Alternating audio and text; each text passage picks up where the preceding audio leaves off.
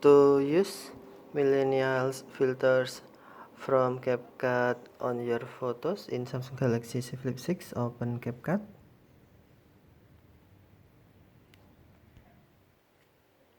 And then tap edit.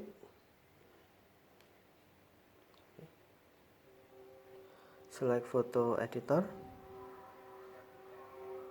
And then select photo you want, for example this photo.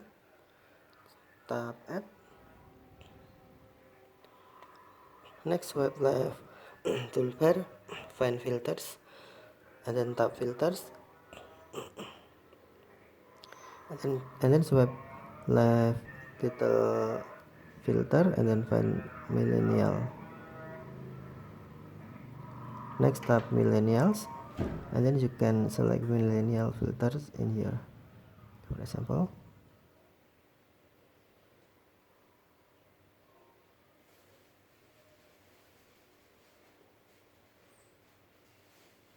Okay, and then tap check button to save, and then tap export to save on your gallery. Tap done if finished. Now you can see your photo on your gallery.